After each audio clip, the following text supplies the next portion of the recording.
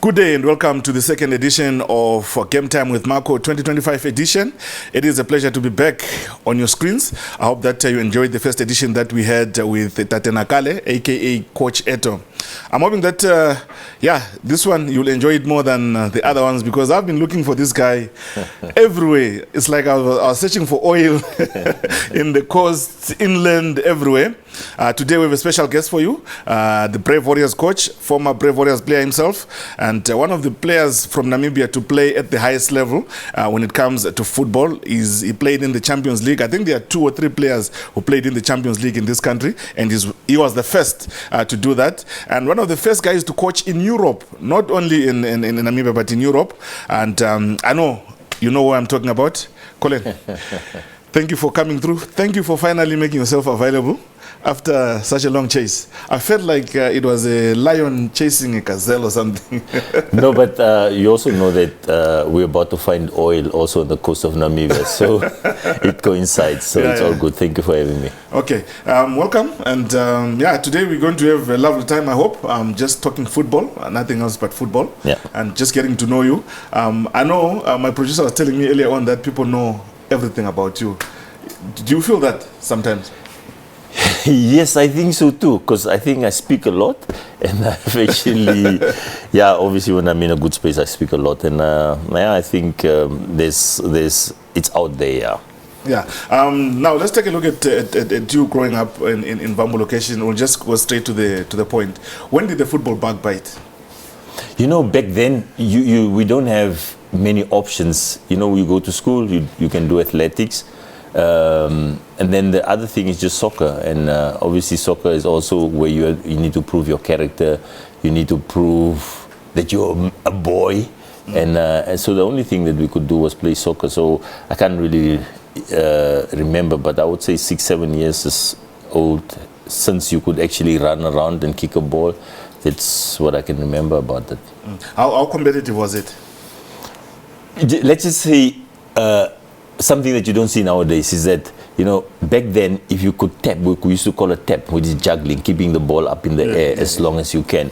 That was some kind of a measurement stick to put you in a certain team. Nowadays, you know, it's really actually also but sad if you can get a 17-year-old that can juggle the ball. So at some point, if you're done with a big ball, you take a tennis ball and you juggle with that.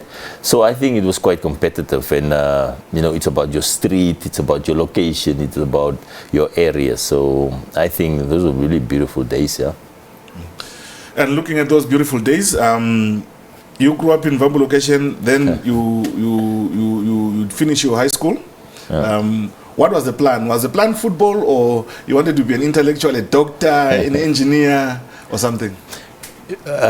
You know, my mom, in the family, you know, in quite honesty, we didn't have anybody that actually graduated from tertiary, at least in my immediate household. And obviously for your mom that's having a normal job, and she's working domestic work and at a factory. It's a dream for her kids to be a professional, to actually study something. So she would tell me that you have to be a doctor, you have to be an accountant, you know, the cliches and the stereotypes. But when I went to high school, I think around 1994, the Namibian national team, the Brave Warriors, I think 94, they were playing against Zambia. And I read a report that Kalusha Bwala and his brother Johnson Bwala were to join the Zambian team. And it was a newspaper article in Afrikaans, and they said the beroepsspeler. It's basically the professional players. So I asked a friend of my mom, and what does this mean? And he told, no, these are people that play soccer for a living. I was like, how cool is this? And how dumb must these people be to pay somebody to play soccer? And I think around 1994, that's when the bug hit, like, okay, that's what I want to do.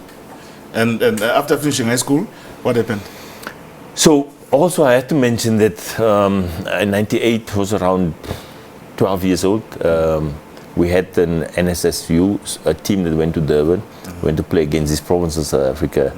And, you know, we played against these provinces, and I just liked the experience of driving to South Africa to go play soccer. My mom had given me pocket money of $50. I came back with the $15, but the trip was just so cool to be able to just go for 10 days and just play soccer. And so yeah, after high school, I enrolled at the now Polytechnic of Namibia. I did commerce, and in my second year, after playing for the Brave Warriors and at some point just not able to make time for the studies, because I would play for the under-20s, I'll play for the under-23s, for the senior team. So at times you away from class for like 2-3 months, and I just couldn't cope. And so I started exploring and talking and creating a network, and that's when I got to meet somebody here in Windhoek in Namibia, Jakes Amani, and he introduced me to somebody in Germany, Joe Franken, and the talk started there, where basically it's about, look, you can speak German, I can play a little bit of soccer, these scouts don't come to Namibia, so I'm going to pack my bag and I'll go to them. Okay. When did you make your Brave Warriors debut? How old were you? The senior team? The senior team, it just before I was 20, so I was 19 years old. We played against Zimbabwe. It was in the COSAFA Cup. So I think a week prior before that, the team was announced. So on that weekend, and that particular weekend, I was playing for Civics, and Civics played against Orlando Pirates. So on that evening, it was in the Independence Stadium, I scored 3 goals. I was a striker for Civics. So our then coach, Mlungisi Ngubane, on Monday I was home cleaning the house before going to class, and I just hear somebody screaming out there, like opening, hey Collin, open, who is at Denzel Brewer. Denzel is with Tiger Josep, and they like, hey, come, the coach wants you. I say, what coach? Because we played together at Civics, and like, the coach wants you. I'm like, Brian's at work, man. They're like, no, the Brave Warriors coach wants you. I was like, and we all know Denzel Brewer. He's a character, and he's forever making jokes. But then Tiger Josep was there, and he's a he's calmer, serious, and you have so much respect for him. And he's like, yeah, Collin, it's like that, So I just packed my shoes and I ran to camp. And the following week, we played against Zimbabwe without me being in the team, basically just from that weekend. So what I actually take from that is like, you have to be ready. I don't know if I was ready, but I was ready. I scored those goals, and this coach was in that place. I was not part of the team, and that's how things happen. Sometimes I miss that our boys nowadays are not ready. But that's on another piece of paper. Yeah. All right, so now you meet this guy. You meet Jake Amaming. Jake Amaming, by the way, is the former Brave Warriors team manager. He also coached a number of clubs here. I think Tigers, he won the league with Tigers and so on and so forth. Now, he introduces you to this guy in Germany. You don't speak German at that time. Yeah. You pack your bags and go, and you leave your studies. Yeah, so leaving the study was a huge thing, like you can imagine my mom, she was depressed, and I'm just wanted to kill me. So, but my argument to her was that, listen, I have this opportunity. And before that, when I made my debut with Brave Warriors, we got a salary, 3,000 Namibian dollars then. From the Brave Warriors? For the Brave Warriors. That 3,000 I went to a shop here, furniture shop. I bought my mom a washing machine. So I told her, listen, I can play a little bit of soccer, and I got this washing machine. Maybe there is a little bit more, but what I will do is that I'll try. I think this is the time now. I'm between 20 and 30. That's where I'm probably at the most productive time as a footballer. Let me try it. If it doesn't work, I can always come back, and then I can finish my studies. My head will never run away, but my feet can. So that was the agreement I had with my mom. It was really not easy, but so from a few games that I also played with the senior team, I put some money together, and I bought my ticket, and I went to Germany, to Hamburg to be exact. So before that, with Joe Franken, I was just speaking on the phone with him, and I'm telling him, listen, I'm a striker, but sometimes I'm fast. I can play on the wing, and try to put things together to just convince him that I can actually do this. So I left for Hamburg. Never seen this guy. There's no video calls. Never seen him. And I was just praying to the good Lord that if I do come at this airport, that he's going to be there. Yeah. That was my only worry when I went into that plane. And was he there? Luckily, he was there. Oh man, I thank the good Lord because I didn't know what's going to happen or what I'm going to do. So it was a one-way ticket? No, luckily not. Of course, you can't travel overseas with a one-way ticket. So it was two-way. It was a 6-week holiday here at the Polytech. So for me, it was about that. And I went. When he took you from the airport, where was your first stop? Went to his place, but he's a family man. He has a daughter and 2 sons, and the daughter was around my age. And then I could overhear him and his wife saying, "No, we can't let these guys stay here, and whatnot. We don't know the boys, etc., etc. The boy, we don't know him." So they took me to a youth hostel. So I went to stay at a youth hostel, probably 30 kilometers outside of the city. And then he will pick me up then around 1 o'clock to make it in time for training. At Hamburg? So what we did is that at first we started going to 3rd division teams. So in the 3rd division back then in Germany is where you can probably earn a little bit of money so that you can sustain a life. Yeah. And so we went to the 3rd division club. After 2 days, this guy said, "You know what? Tomorrow we're gonna do tactics, so you don't need to come tomorrow." Okay. But that's actually a language in soccer to say you're not good enough. Please don't need to come tomorrow. I learned that over the time, obviously. So after 2 days, these guys told me that, and then Joe also told me that, "Hey, listen, it's not enough." But I also have to be honest that you saw, and I could feel, and I saw that these guys were faster than me, they're stronger than me, they could jump higher than me, they could kick harder than me, they were just better in all respect. So we went to the next 3rd division team, same story. So within 10 days, the dream was over. It's not good enough. You have to know that at that time I was weighing probably something like 69, 70 kilos. It was just this thin. It's just raw talent from Namibia. I was fast, and that's it. But shielding a ball, crossing, how to handle a situation where there's 2 defenders next, you don't know. Yeah. So these guys were better than me, and the dream was over in 10 days. So your plan was to come back? So after that, because I had paid for my own ticket, Marco, it's just no way that I thought I can come back after 10 days and I still have like something like 4 weeks of holidays, and I paid for my ticket. No, that's not how we go out. Yeah. So what I asked, and I was begging Joe, and I was like, "Joe, listen, I know I'm not good enough for these guys, but can I use this time to just be here, play and train at a local club? And then, after that I'll go home." So what he did is that he organized through friends of his, a 5th division team. So Germania Schneerson. So I went to Germania Schneerson, and these guys would go to work in the morning, in the afternoon they'd come train. And I was training with them, and it was obviously a bit easier. And so after, I think, 2nd session or so, the coach says, "Hey, you know what, are you not interested in staying with us?" And I was like, "Yeah, of course." And as I had all my papers and stuff, so they registered me, and I started playing for them for 5 weeks or so. And then my visa obviously ran out. I had to go back home. Yeah. And then they said, "No, please stay with us till winter." And you can imagine what was going through my mind. I'm a national team player. I'm playing in the 5th division. Yeah. In the morning, these guys are at work. In the afternoon, they come train, and after training, they might take a beer, or 2, and they offer me beer, and I'm like, "No, guys, I can't do this. I wanna be a professional."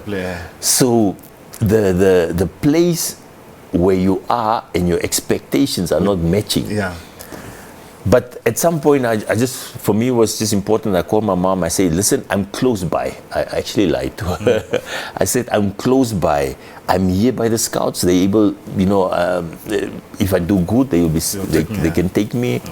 So I stayed with that club for 3-4 months, and obviously we started winning. I could be decisive in matches because I was just fast, and I could do a few things. So the thing was with this team was that so I was living basically in a little room at the stadium, in one of the dressing rooms. Yeah. So it was a little room. So they gave me something like a sleeper couch. Yeah. During the day I could sit, and at night I can close it, sleep, and then I sleep on it. So after the first game, we lost, nothing came. Just, yeah, tough luck, alles Gute, we machen weiter, blah, blah, blah. Okay. The second game came, we won. And they brought me a little TV. Third game, we played, we won. They brought me a VHS video machine. And the fourth match we played, we lost, nothing came. And I started thinking, hey, what's happening here? This is performance based. And the next, obviously I put more effort in. So during the morning when these guys are at work, I'm running through all those forces in Hamburg. I got myself a bicycle. I was cycling so that my legs can get stronger. I'll do my push-ups. I just work on my body. So I was a bit stronger and faster during games, and I could help the team win games. And so after the 3 months, the coach then came to me and said, hey, Collin, you're really doing good. And by that time also, there's a little media focus on me because it's a national team player playing in the 5th division. And I'm scoring goals, and it's really, it's kind of like going. It's just that I don't have money. I'm basically playing for free. So this coach told me, like, listen, I'm leaving to a 4th division team. Do you have interest in coming? I was like, hell yeah, I want to come. I mean, it's for me, it was a step up. So I went to Raspo Emshorn. That was after 3 months from Schnelsen. And that was like 40, 50 kilometers outside of Hamburg. Basically, in you can call it a village. A village, yeah. So in that village, I got a little bit more money, but it's not really money that you can do. It's just to eat. It's just basically just to take care of the basics. Just eat. I can't even buy shoes. Just eat. So I went to Emshorn, and that was in the 4th division. But luckily that year, the reserve teams of Hamburg, St. Pauli, those are the professional teams in Hamburg, they were also relegated. So in my mind, it was just, these are the games. I checked the calendar. These are the games. This is where I need to impress. Because these guys, the reserve teams of Hamburg, they're obviously professionals. They're professionals. And the biggest one that we had was Ruud van Nistelrooy. The big Ruud van Nistelrooy came to Hamburg. You know, let me tell you a story. So he comes, we obviously read through the papers that the club is interested in him. He's coming from Real Madrid. And okay, and then we hear, okay, Homeboy is coming tomorrow. And then, okay, we are training. Before we go out, the president comes in, the coaches come in, the technical team come in the dressing room, and they introduce Ruud van Nistelrooy, like, Ruud van Nistelrooy is going to be part of us, and whatnot, and whatnot. And so this guy, Ruud van Nistelrooy, everybody sits in the dressing room. He goes to everybody, hi Marco, hi Collin, hi Thomas, hi Mario, everybody. He knew you all by your names? All by our names. Marco, I'm thinking, I'm just from Wambulokasi. How does Ruud van Nistelrooy know my name? Honestly, that is top professionalism, a top character, top personality. He did his homework. He knew that, hey, I'm going, all eyes are on me. I have to show respect, I have to be humble. That's what he did, and I swear to you, nobody tackled him at training ever. Ever. So if he had done otherwise, you guys were going to be on him like vultures? I don't know. All I'm saying is that, you know, at the top, the real guys, they're humble. I'll say it again. No, I at hear the you. top, the real guys are humble. Yeah. And but at the bottom here. There where we don't have nothing, there's a lot of things happening there. But and you also played alongside Zeroberto? Oh, Zeroberto. The Brazilian? Wow. Do you see how he looks like these days? A machine. He's always been like that. But it's just crazy. Now he's going to 50, and the way he looks, it's a machine. The dedication towards the sport. You know, sometimes you drink a Coke after the game of training. It's like, what are you doing? There's so much sugar, so good for your body, etc., etc. You didn't listen, and that's why maybe he could play till 39, and you could only play till 35. But these are all lessons, and it's things that you've learned that you're hoping to try and give to the next one. But hope, you know, you just can talk. Because of that, what you've learned, or what you've seen, or what you've heard. But other than that, they still have to do their own thing. Yeah? And then now you do the coaching badges. You go to 1860 and you become assistant coach there. They were still in the second Bundesliga. How was the experience now of being a boy from Bambulokasi, like you said, being an assistant coach in 1860 Munich, something that we rarely see. You know, there are not so many black coaches in the top 3 leagues of all the European countries. I think, just the whole process, I think it was gradual. I think I did my dues. And obviously you also have to have luck that the coach back then, Thorsten Fruling, we worked together with the reserve team, and then the coach of the second team was about to be relegated, so he took Thorsten Fruling, and he knew the work that I could do with him, or that I was doing with him on the reserve team, so he took me with. But then you also, for me, learning the organization around that, scouting, team preparation, media, basically all those stakeholders around the team, it just took me a little bit more. And for us also to have, I think that year we escaped relegation. And then the year after that, some of the boys that was training in the under 16s started coming up, playing and training with the professional team. I really enjoyed it, but at some point, I sat there after the third year with the professional team, these under 16s coming through. I was like, these boys, I trained the under 16s, now they're turning professional. It was just like a switch that came through to me and say, like, these guys are moving. Who's doing this for us back home?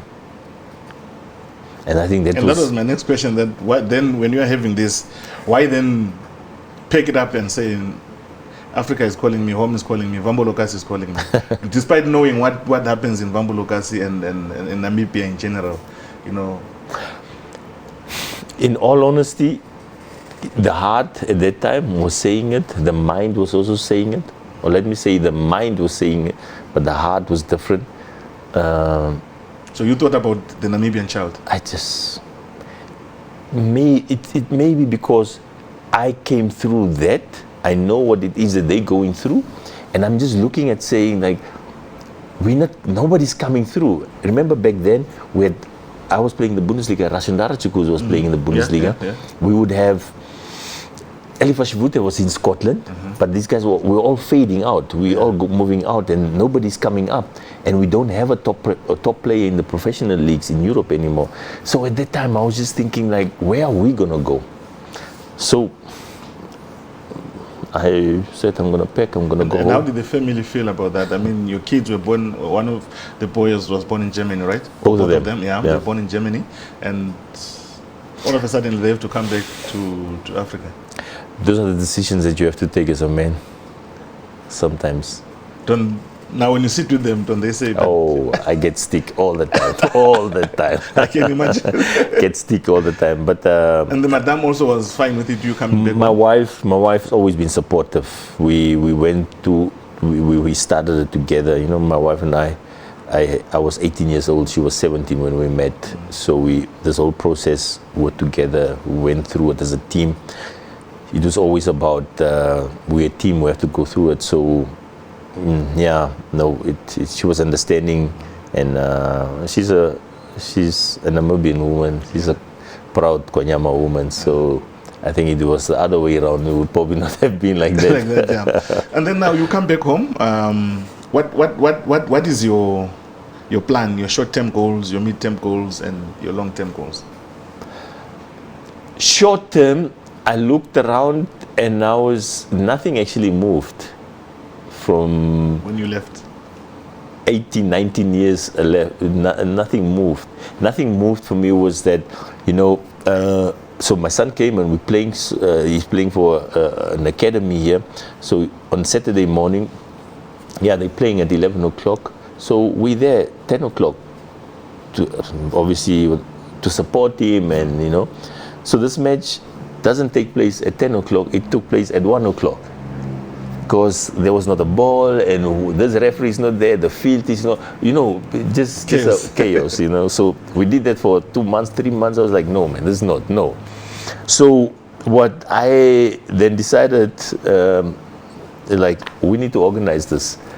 And obviously, as a private person, it was always going to be difficult. And I went around, I said, we're going to have to do a youth league. We have to structure it. We have to have it organized. And but for that, we need money. And that's where I met Robert Hopper Ditzel. He was the owner, chairman of HopSol Africa, HopSol Power Generation. And that was the birth then of the HopSol Youth Soccer League. So it was organized, structured league. We took boys. Back then only most of the teams from the suburbs were playing, and here in the township nobody really was playing, or it was not organized.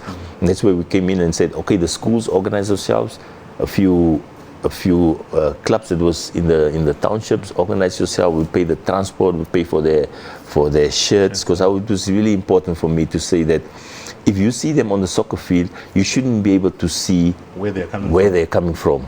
It should just be about the football. And that's how we got the HopSol Youth Soccer League. And which year was that? That was in 2017. So we started, I think, that year with 800 kids playing in the league, from the under 9s till under the 19s, and we just steadily growing. I think now in the 9th year, we had over 2,000 kids, 100 teams, and it's part of it's a brand. And these kids will not talk about, are you playing youth soccer anymore? They say, do you play HopSol or do you play MTC HopSol? So I think it's obviously something that we are proud of. It's not only me, but we now a huge team. We're on TV, on NBC. We're being shown at 18:30, NBC2 on every Saturday, every Tuesday. And just for a youth league to have grown that far, and it's probably one of maybe two in the whole of Africa that it's been shown on TV. It's just something special and that we are proud of. And obviously this team is really working hard every day, and it's one of the things that you're just proud of, for example. So that was short term. Now it's even long term now. Yeah. Obviously, the HopSol League is central. The central sort of core of it is in Windhoek. At one point in time, it was in Swakopmund. Yeah. What happened there? Yeah, it's obviously it's a huge organization to organize these games. Every weekend, and it's a huge number. And you want to have a certain standard. Us as like you say, you the director, chairman, and the team. Friday evenings we are carrying goalposts from one field to the next. We are drawing lines. We printing players' cards during the day, and at night we're doing that. So what I'm trying to say is just that sometimes you actually also just need the right people to do it. But it didn't work out well. I think it's still something that we're looking into saying, can't we take it further? But at the coast now, they're playing regular youth soccer there. It will be interesting probably to go somewhere in the south. I think in the south there's a lot of talent that's been coming out over the years, and I think they kind of like thrown away. So we're looking at saying probably can we go to the south. And looking at it now, you want to go to the south and do that, but then how do we get it to be a national project, and how supportive has been the FA to this project? Yes, of course you need manpower, you need resources, and I think I'm still of the opinion that you have to start with the little that you have to be able to ask for help.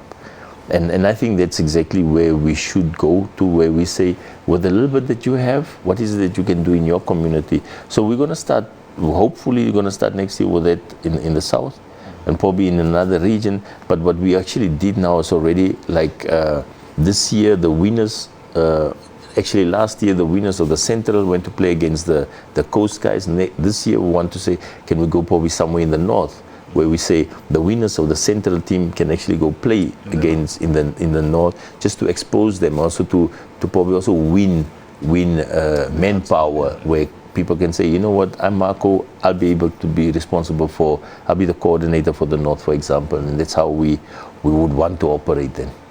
And the FA, how supportive were they? Yeah, I think it's never easy to have somebody new on, but there's obviously back then, 2017, when we started, yeah, it was also political, like, who are you, what is it that you want to come do here, this is our, you know, we always resistant to change. So we fought. It was a good fight over the years, but I think in a good space now. It's in a good space. It's part of the footballing calendar here, and we're in a good space. Most of the, if we look at 2018, then under 20 team qualified for the youth AFCON games with Coach Brits as a coach. James Brits, yeah. James Brits, he was the coach. He's coaching an academy in the youth soccer league. Half of the team was playing in the youth soccer league, and you know, you have players now, that's senior players that played in the youth league. Tuli Nashihwa, Paulo Samotenya, Kamatuka. These are all boys that played in the youth league, and they graduated now to be senior players. So I think, of course, the FA is in support of that, and it's part of the footballing calendar here and the programs that we're doing here. All right, moving forward, I think it was 2019 or 2020, when we were under the normalization committee that was led by Hilda Basson. The job of national team coach, Brave Warriors coach, is advertised. You apply, and the interviews are done, and you're offered that job. You turn it down. Yeah, very simple, because the leadership back then said the time Ricardo Manetti was then fired, or his contract was not was not renewed. Sorry, and the normalization committee then said, no, we can only offer you this job for 3 months. You can just do it for 3 months. I said, no. There's no base to do something for 3 months. What do I tell the players? Because you know, a football player, I just felt like it's not the right time, in a sense that if I stand in front of these players, I have to tell them, we have to show them where we should go. And where do you go in 3 months? You can't go anywhere. And I said, no. I said, why do you think you offered 3 months? I don't know. But the leadership back then said their mandate is only through that. They can only do it for that period of time. And I also don't want to go into that. It was funny. It was funny. Yeah. It was funny, and there are a lot of questions surrounding that. Yeah. Okay, but before that, you had been assistant with Ricardo. Ricardo had brought you in as one of his assistants, and he was waxing lyrics about you in terms of your professionalism or how you conduct yourself. And you went to Egypt, AFCON, with the Brave Warriors. That tournament, how did it open your eyes? What did you see there? What did you learn from that tournament in Egypt? So firstly, what I have to say is also, you know, when Ricardo and Ricardo was the head coach, when he approached me to be part of the technical team, I told him that yes. Also, Ronnie was the assistant coach. They've been together for some time, and they actually had good success also over the years. So Ricardo's point was to say, "Doesn't come help us. Me and Ronnie, we know each other for a while. Sometimes we'll decide, okay, do we put on Marco or do we put on Thomas?" And both of them would probably say, the one would say Marco, and the other one would say Thomas. So they stuck. So like, hey, can we just? It's just another eye.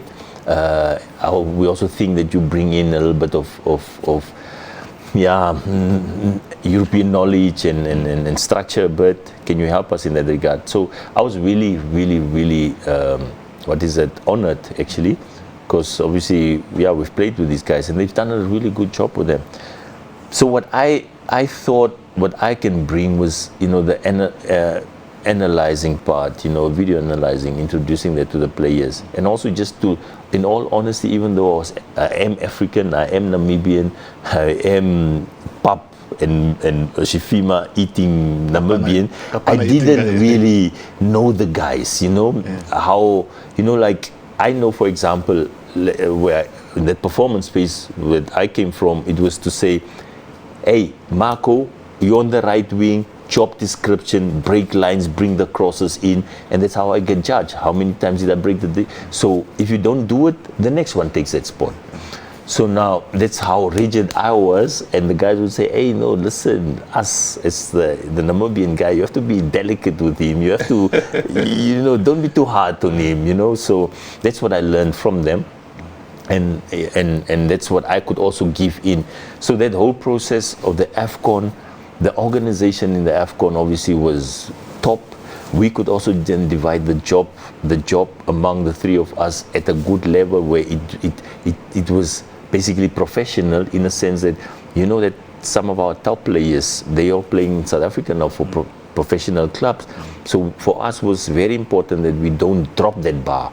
It should be, if Dion Hotto or Peter Shalulile or Junior Gebhardt has twice a week video analyzing, whether it's with a team or individual, we should keep that standard.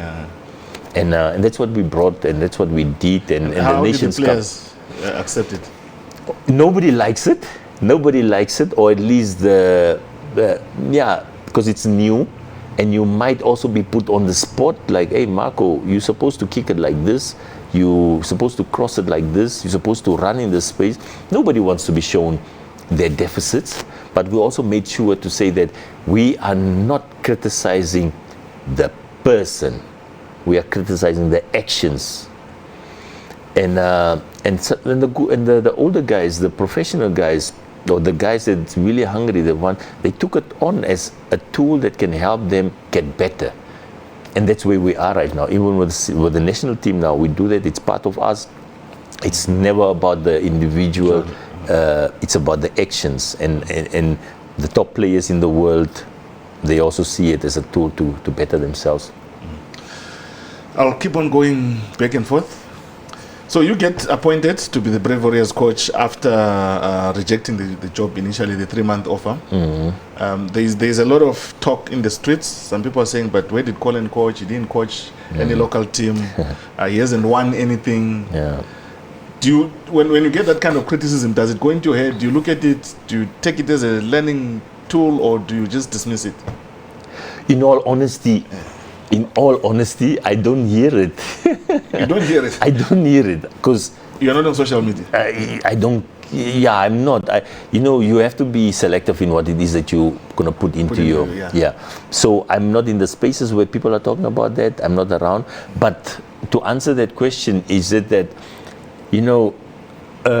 yes, I didn't coach at home, but you tell me that being in that professional space at a very good level for 19 years doesn't mean anything. That's a very good sort of. And also with a lot of respect, honestly, with a lot of respect, and I'm really humbling saying that, if you look at the teams that wins the league at home, it's always the team with the resources. The team with the resources gets the good players. They get the good players, they can pay the bigger salaries.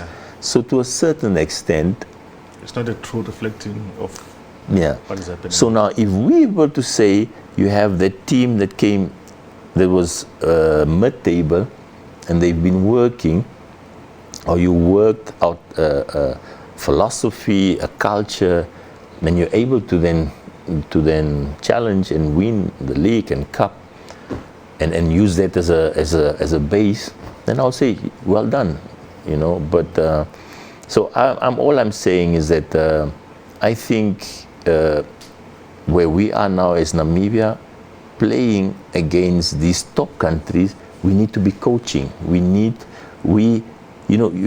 Can I say that if the country Namibia plays against Morocco, you can effectively say Morocco is a Range Rover or it's a luxury SUV.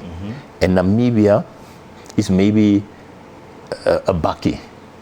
So now, if those two are to be on the highway, who's going to win in normal circumstances? The Range Rover, obviously. The Range Rover. So now you need to do something with this bakkie to be able to beat that. Yeah. And I think that's where the coaching comes in. Yeah. And I think I really honestly don't need to justify myself. All I'm saying is that if 20 years of a professional football player, and also the passion I do put in the work, if that doesn't count for nothing, then I don't know. And then you go to AFCON as a coach now, as a senior coach, and you pull out all the magic in the world.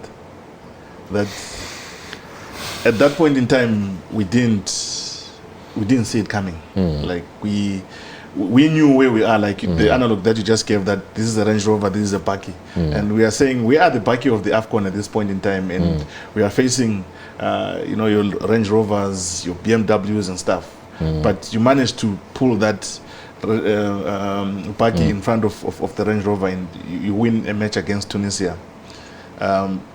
Personally, it was an emotional day for me. And even the time the goal came, I'm reliving that moment in my mind. What went into that match? Like the preparations. What did you do in that match? Like which traditional leader did you consult or church pastor did you call to pray for the players? I think you're right that it's really an emotional. It was an emotional time. And even reliving it now, it was a beautiful thing. But just like I was saying, it's a Range Rover and it's a Toyota bakkie.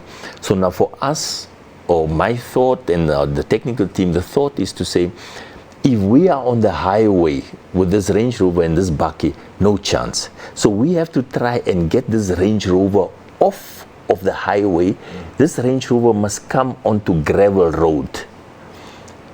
And on that gravel road, us as a bakkie, you probably have chances of beating him towards getting to the winning pole on that thing. So what that means is like preparations. Preparations means that for that period of time when we're doing the preparations, our team, we also have professional players. You have a Shitembi, you have all of these guys. Shitembi is playing in Asia. So you have to convince these guys to say, guys, let's have our training camp in Ghana. We're going to train at 2 p.m. where it's the hottest 48 degrees and it's 60% humidity. Crazy hot. These guys were looking at me like, coach, what the hell are you doing?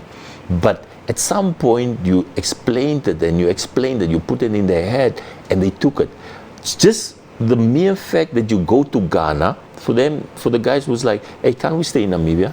Can't we go to South Africa? Can't we go to Dubai? But for us, we're like, we have to convince them that we have to be. So it was the preparation.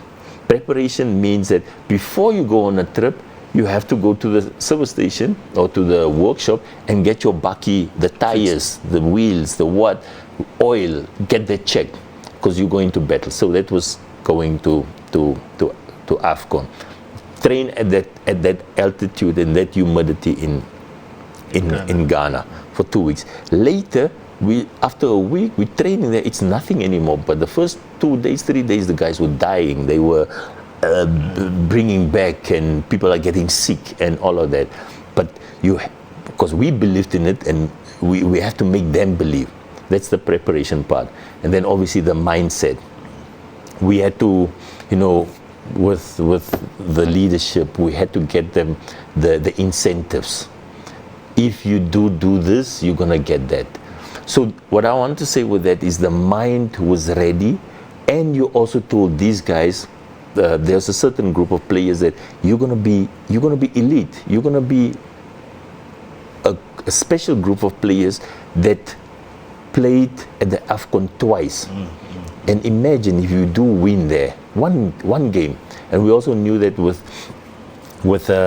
more teams, I think it was 24 teams that's going over to the second round, we have a chance. Yeah. So we needed to win one game and draw one game. So all of the work was basically in that one, the first one. And we also knew that the first one, they're not expecting that. We have to get that Range Rover off the highway, get them into the gravel. And I think the guys really put in everything. They were prepared. They ate out of their hand because they saw the dream. And for them to have fought like that was just crazy. And I think also the second game against South Africa, I remember that our president, our late president, he called us before that game. Yeah, we are watching, you know, and we went in with such confidence into that match. I think in the 13th minute, VAR came into play where Rian Hanamop, a South African player, goes onto the side, and at some point, after 3-4 minutes, they show a penalty where we don't know what was happening, and the South Africans obviously have watched the game against Tunisia, had so much respect for us, and we were in that game. And that's why I'm never actually friends with VAR. I think they killed us for that game. But nonetheless, I think those boys, I think I don't think we give them enough credit as they deserve. But did they understand what they achieved at that point in time after the match? When you were looking at them, their body language, would you say people understood what they had achieved as a country, as you know, as brave warriors for the country? I have a video on my phone where these guys are in the dressing room, and most of them, they're making noise, and some of them are on the phone. Kisses are being blown in the phones, and a whole lot of gestures made on the phone, because it was, they knew that they didn't do it for themselves, it was for this country. And if we from out there could see what was happening in the Independence in the Independence Avenue, and also towns in Windhoek, in Namibia, showing these matches on public, it's more than soccer. It's reconciliation, it's identity, it's pride, and I just think that, in all honesty, we don't do enough. We don't do enough.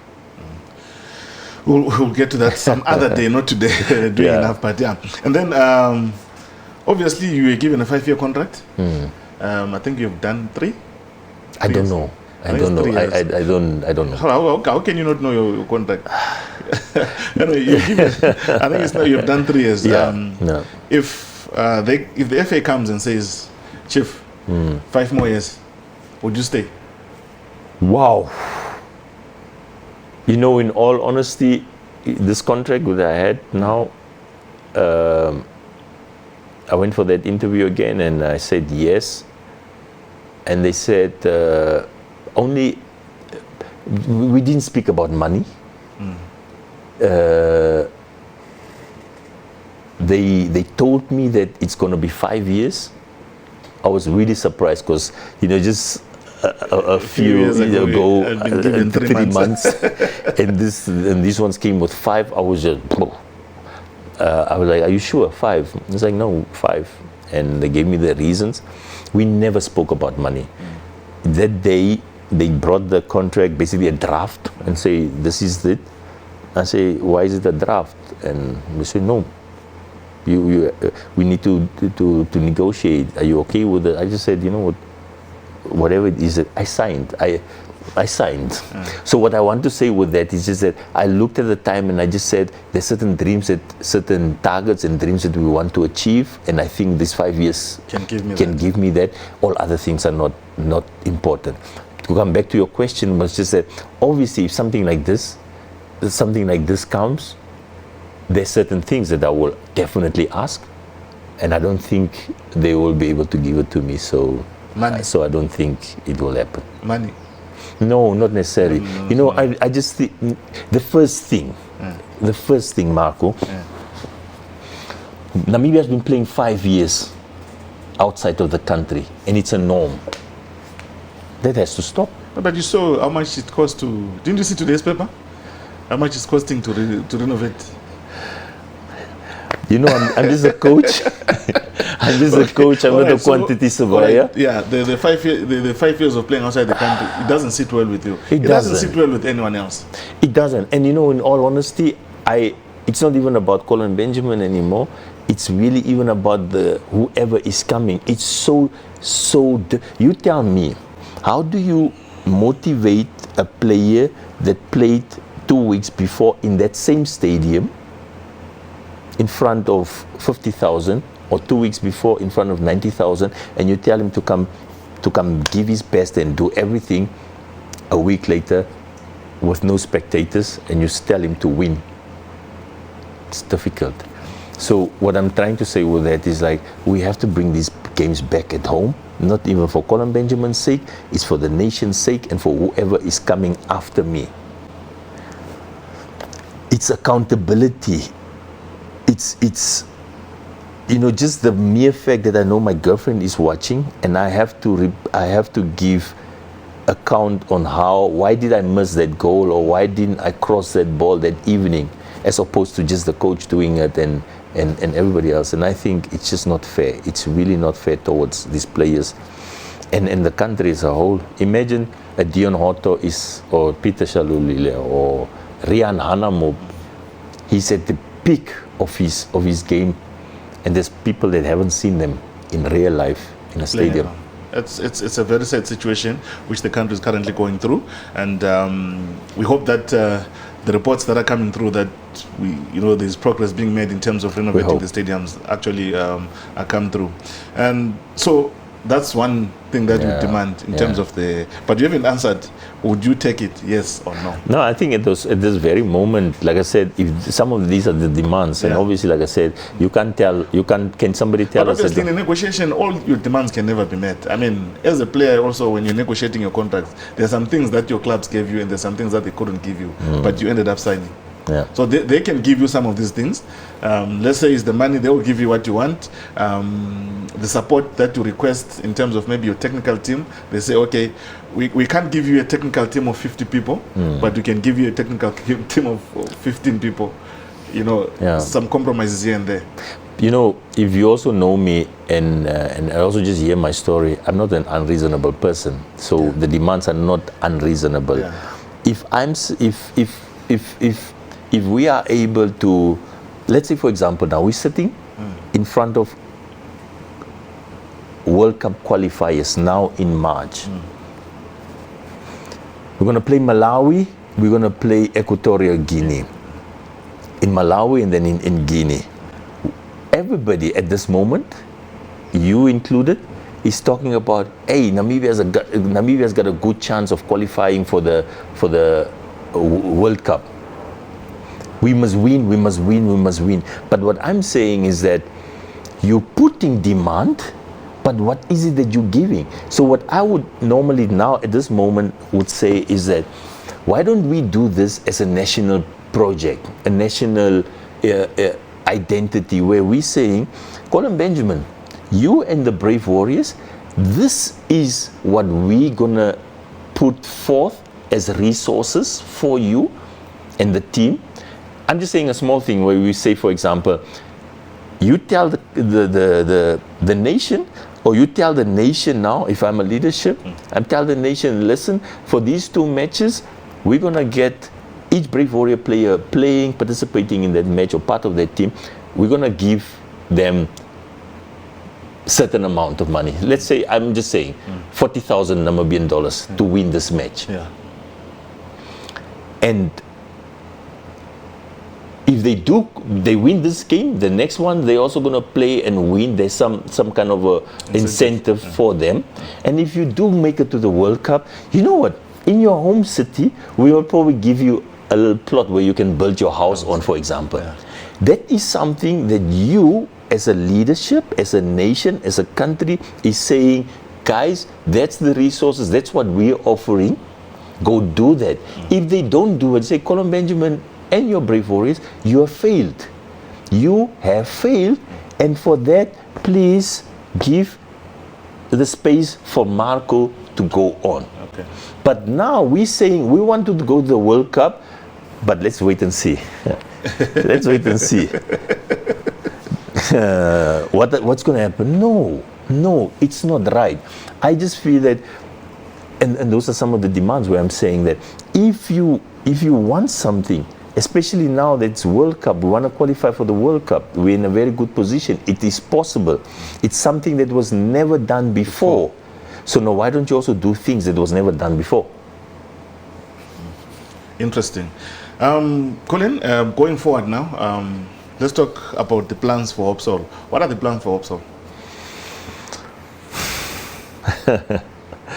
I think we have biggest things to actually bake, bigger cakes Maybe to bake. before you answer that, are you happy with where the HopSol Youth Soccer League is at the moment?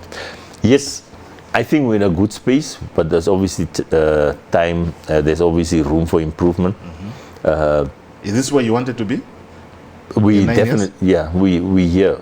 I mean, we didn't think that it's going to be 9 years. I thought we'd probably do 3, 4, 5 years. We're in the 9th year. Okay. Hopefully we can continue. And hopefully we've got this TV show of ours. If we can not only have a national, if we can get an international, it's probably also a platform where you can, where we say, if Sundowns can get Peter Shalulile at 28, maybe they can get a Marco Ndlovu here from the youth team at 17 for nearly next to nothing for the HopSol Soccer League. Yeah, and with the national team, obviously there are 2 matches coming. Like you said, Malawi and Equatorial Guinea.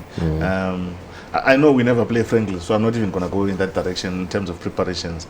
Malawi also, they just recently appointed a new coach. They're trying to get their house in order. They haven't been playing well, but that doesn't mean maybe we should sort of underestimate them.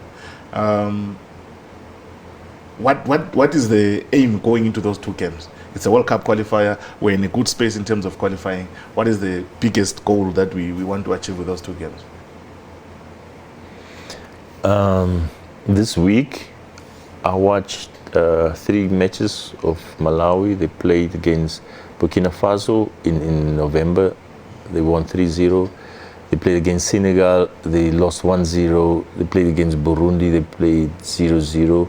Basically also with the same formations, even though it's different coaches. Mabedi was the coach, now it's Nassau, Zimbabwe. Basua. Kind of like the same players, same formation. So what I'm trying to say with that is that, yes, the preparation towards Malawi is full swing. Hopefully next week, not hopefully, I think next week, Wednesday, Thursday, we'll announce the squad, a 30-man squad that we're going to work with for these qualifiers. We say this is the 30 guys that we're going to work with.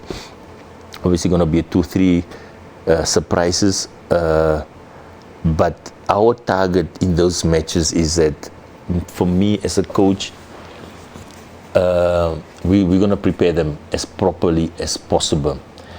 What I need, or what we as a team, technical team need, we need motivation. We need motivation for these guys. We want them to go to the World Cup.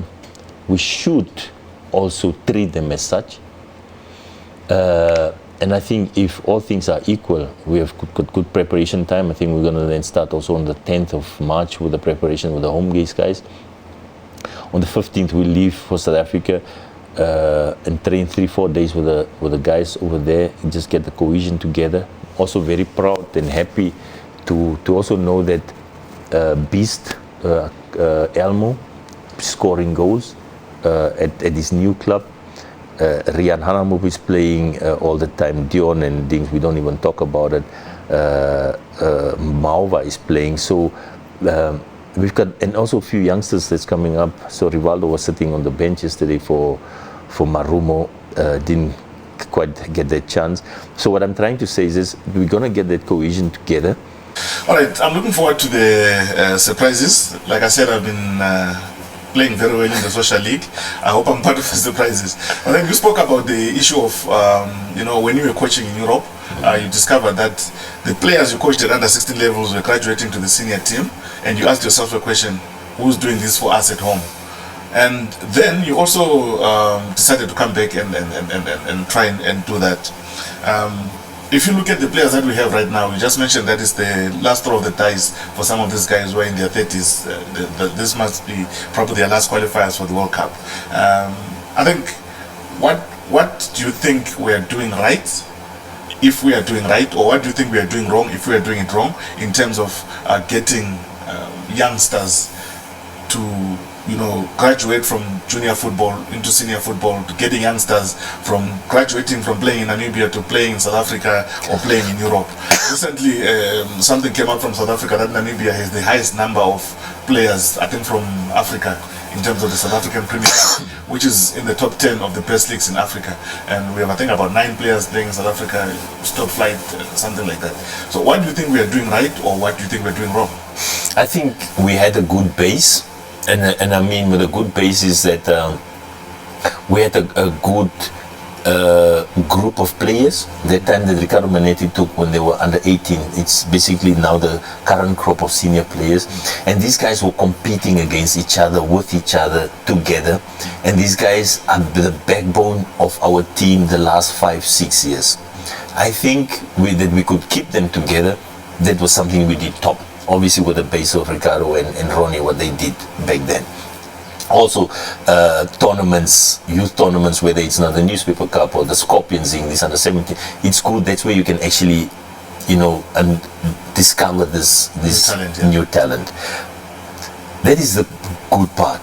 Now, I think the bad part is that, and it's only probably my thought, is that we also have a good, big, a broad base of young players that actually needs to graduate, and I think they've been given chances. They get chances. There are opportunities, but I just think that some of the current youth that we have, they're so comfortable that comfort is like a drug. They don't dream anymore. They don't want to go to do a little bit more than what is asked for. If I give you an example, if I say the basis of international soccer right now is athleticism and a technique, a good technique. If I say, Collin Benjamin says, you know what, it's good, we need to have athletes. So you have to have a good body, you have to be strong, you have to work on your body, because sometimes the match is not even won or lost because of tactics. It's won and lost maybe just because of a duel. You lost the duel because I was maybe stronger. I put my shoulder in, and you lost that duel at the corner or whatever, and it's a goal. So it's got nothing to do with tactic, but you. So now if I say we have to be athletes, and somebody that is maybe coming out of another field, a financer or lawyer or a broker, and say, hey, who's Collin Benjamin to actually say the guys have to be the robots and they have to be big? And you actually use that to say, you know what, it's true. My lawyer brother saying that, I'm not going to do that. No mentality, no comfort, so you let somebody else decide on your future. And I think that is the biggest thing that I have a problem with right now. So it's mostly... It's here. I think most of the youth now, they don't do more than what is asked for. They just do that, the bare minimum. This is so serious for me, and I'm actually worried now about the next step. I'm really, really worried about when this crop of guys retire, what's going to be the next crop. That, sometimes you have sleepless nights. You really have sleepless nights, like what's going to happen to this country. So that means after these guys retire, we're going to go into a dip to try and ignite and motivate these guys. But why do we need to motivate these guys if these guys can actually see what is happening, what have the people that's in front of them now achieved through football? Do you know that if I play professional soccer, also in South Africa, that I can probably buy myself a house within 5 years and pay it off? And in the normal economy, it takes me 20 years at least. So now if we don't understand that as a youth, I think we're in big trouble. We are in big trouble, and I think we really need a youth that is doing much more than they are asked to do. Yeah. What has been the most challenging thing, or what has been the most challenges that you faced with the national team? What has been your challenges? Like the one that you say it has given you headaches?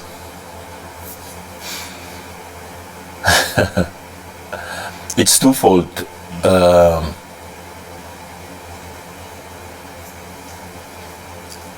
Resources,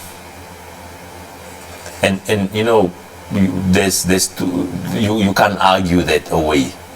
You know, if I play against a player that is telling me that for this match I'm gonna get X amount of money, is Tunisian, he's getting 100,000 for this match, and you getting I don't know, let's say whatever it is that I'm getting.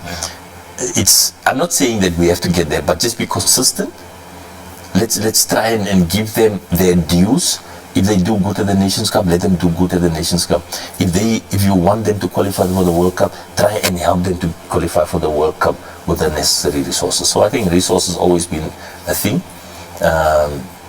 And then I would still say that, you know, the FA, with the little that they have, they really have been trying. You know, every now and then there's political decisions that you're not with. That is normal, I think. But they've been trying. But at the same time, I think also on the one side, I'm still of the opinion that if we have a vibrant youth where they hold each other accountable and say, guys, listen, this is our chance now. Let's go out there. Let's go work. Let's do this. Let's do that. I think we'll be in a good space. And I'm not giving up. I'm not giving up. I'm still preaching it. I'm still gonna keep on doing it, because I just think that you know, there's so much out there that you can actually achieve, and I think maybe they don't see it, but we're gonna keep on doing that. We can speak the whole day, yeah, because there are a lot of questions I wanted to ask you about. Some things you've spoken about it before, but some things you haven't spoken about it. Yeah. But now, just to wrap up this conversation, give me your best 10 players from Namibia of all time. Goalkeeper. I think there's no two things on that. Ronnie Canalelo. He has been the best. You know, the goalkeeper, of course, you do the work, but you also, you command, Ronnie Canalelo. Obviously, Ronnie Canalelo. You're giving him a big head. He already has a big head. Okay, right back? Right back, there was this guy, Tom Theodore. I like the fighting spirit of him. You know, he was just like, it's the ball of me. And I think maybe he played in the space where the exposure was probably not there. You know. All right, left back? Left back, Page Ananias, I think he did a wonderful job. Page, okay. But then, can I also include guys that's playing now? Yes, your Rian all time. All right. Okay, Page was good, but Rian, okay. All right, right central defender? Right central defender. Okay, Bimbo Shiero. Yeah. Okay, left central defender? Left central defender. Lubeni or Congo? Lubeni. Okay, interesting. Central midfielder, defensive? CDM. Mohamed Osep. Why? Okay, we'll talk about that. This guy was class. Guy was just class. Okay. He's a beast. Yeah. Okay. Left midfielder? Left central midfielder. Yeah. I'll put Aprocius Pietrus in there now. Right midfielder? Central midfielder? Right. Sandro de Gouveia. Okay. Left winger? Dion Otto. Right winger?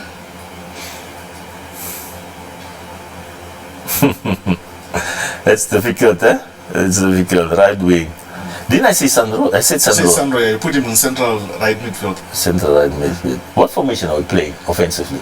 4-3-3. 4-3-3. 4-3-3. So I had two central defenders in Aprocius and Mohammed. So in front of them would be Congo. Then I'll put Sandro on the right. On the left is Dion, and then we have the lone striker, Peter Shalulile. Peter. Why did you not put yourself? Yeah, good question, but I think I'm the first one that's going to come from the bench. I would put you in place of Ron. I won't be able to do that job. Yeah. All right, Collin, thank you very much for giving us your time. I know we can speak for 20 hours. There are a lot of questions I wanted to ask, I couldn't. Can I come because back? of time. Yeah, please. We can come back even next week. But first of all, we would like to say good luck with the 2 matches that are coming through. Please take us to the desired land. Take us to Canaan, like Moses did with the Israelites. Take us to the World Cup. It will be a dream come true for our generation to actually witness Namibia playing football that is at the highest level. The World Cup, it's the pinnacle of everything, and I'm sure you would love to experience that particular scenario. And also, we hope to have you back here very soon. To talk about other things, other projects. It doesn't necessarily have to be, us grilling you. It also has to be you telling us, no, HopSol is going national. The MTC HopSol Youth League is going national. Thank you very much, Collin, for coming through. Marco, thanks for having me. Thank you so much. All the best. All right, that's the end of today's session. I know you have a lot of questions that you wanted to talk about. I think you wanted to talk about the Awilo stories. You wanted to talk about all other issues. We'll talk about them later, when everything is said and done, and we would love to have him back again. We'll be back again next week with another episode of Game Time with Marco. Peace. Cut. How many hours? Okay, it was 50, minute 20 something. An hour 20 something. An hour 20. Nas. Aye, what is this?